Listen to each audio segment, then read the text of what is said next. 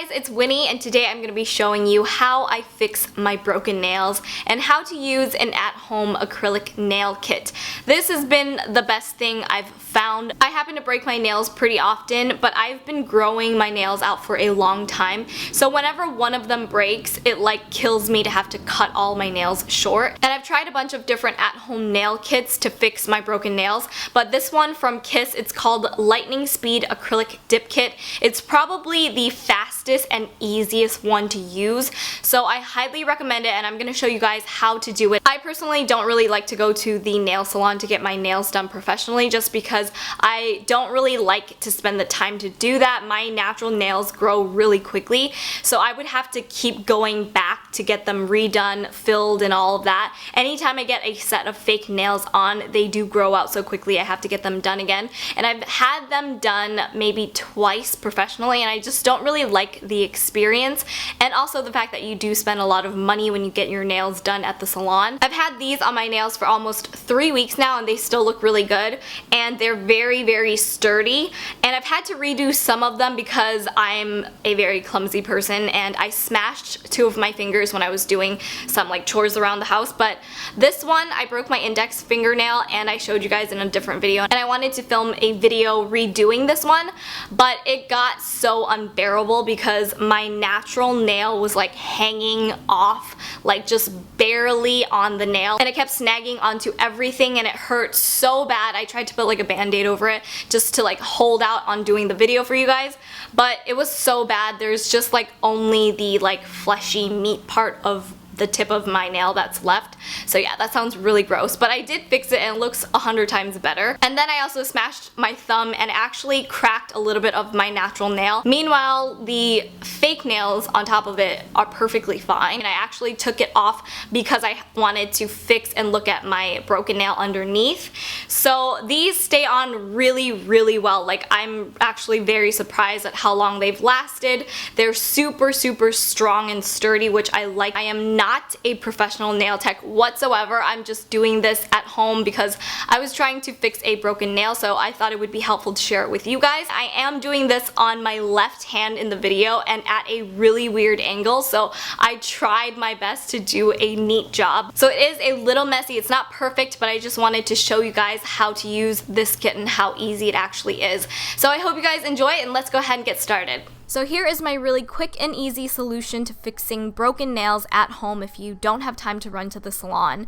This is actually my thumbnail that I recently broke, and you can see it's very cracked, but we're going to make her shiny and new again with this at-home nail kit. And this kit comes with everything that you'll need. It includes this acrylic dip powder. It also includes this gel activator, which comes in a tiny little spray bottle. You also get a bottle of the brush-on gel, which acts as an adhesive for the acrylic powder and the fake nail.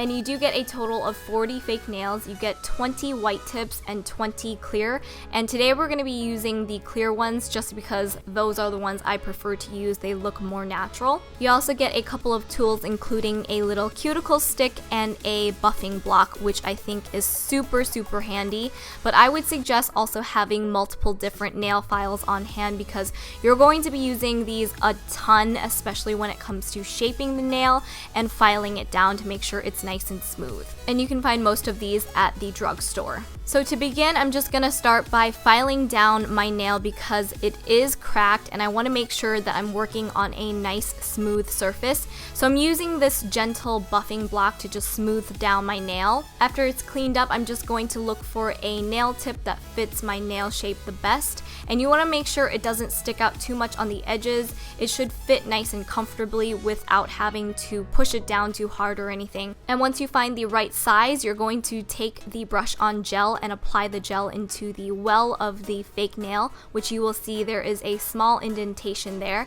and you're just going to apply the gel in that area and make sure it's well covered. Don't apply too much because you don't need it spilling over your nail. Then you're going to place the fake nail on your natural nail and hold it down firmly for a few seconds until it feels like it's stuck on. So once it's on, your nail will look something like this, and you are ready to begin shaping it. first I'm just going to take a pair of scissors and cut down the nail to the length that I want it. You can have it much shorter or longer if you want, it's all up to you, but I'm just measuring it up to my other hand. And now comes the filing, and this part will probably take the most amount of time because you really want to make sure it's the size and shape that you want your nails to be. So this is why I think it's important to have a variety of different nail files on hand, because you'll find what works best for you. But I'm just trying to file down the sides and the tip of the nail so that the shape of the nail matches the shape of my fingers. You also want to make sure that the fake nail is not hanging over the edge of your natural nail bed too much, because that will cause the fake nail to lift and bother you a lot. So I'm just taking my time to file that down to size. You also want to smooth down the surface of the fake nail and the ridge where it meets your natural nail so it doesn't create a bump. So once you're done filing and prepping the nail, you're ready to take the brush on gel again, and this time you're going to paint it on as if you're painting on a base coat.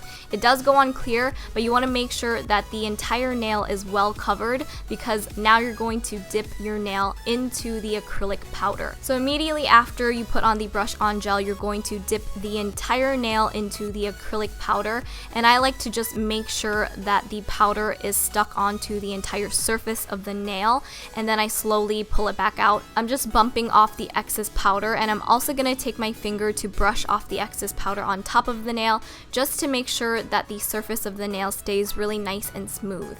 And after that, I'm just taking the pointy end of the cuticle stick to clean up around the nail. You really don't want any of the gel or the acrylic powder to be stuck on the skin around your nails, and this will really help clean up the shape of the nail as well. And once that's done, you're going to apply another layer of the brush on gel over the top of the acrylic powder, and make sure the entire nail is well covered. Before you put away the brush on gel applicator, make sure you wipe off the brush. Otherwise, you'll find that the brush starts to get really hard to work with. And after that, you're going to dip the nail back into the acrylic powder just like you did before, and repeat all of those same steps again. The more times you repeat the steps with the brush on gel and dipping it into the acrylic powder, the stronger and thicker you're actually making the fake nail. So I wouldn't recommend doing it too many times, because then it gets way too thick and it won't feel or look very natural. But I would say a minimum of 2 or 3 times is good enough. And you're going to end with a layer of the brush on gel as if it's a finishing top coat.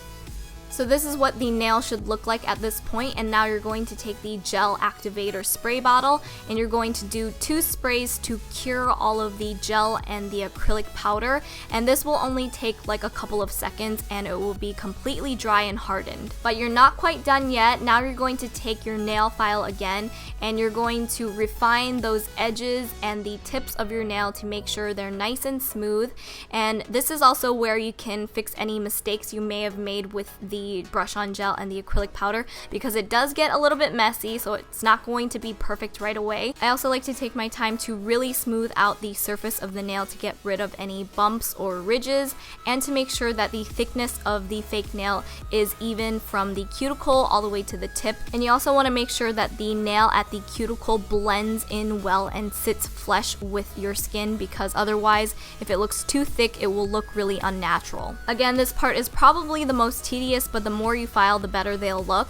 And when you're finally done, you can go ahead and apply a nail polish color over it. And this one is from Essie. It's called Fiji, which is a really pretty pastel light pink. And that's it. This is the final product, and no one would ever know that your nail is broken or that it's not your natural nail. And I hope you guys enjoyed this really quick fix. So there you go, that's how I fix a broken nail at home using a very easy at-home nail kit from Kiss. I found this at the drugstore for about like $13 or so. I think these kits are great to have on hand just in case you ever break your nail. I hope you guys found this video helpful. Let me know in the comments down below if you guys have tried any other nail kits and what you think of them. And don't forget to check out my links for my Twitter, Facebook, Instagram, and Snapchat. I love talking to you guys on there as well. And I will see you in my next one. Bye!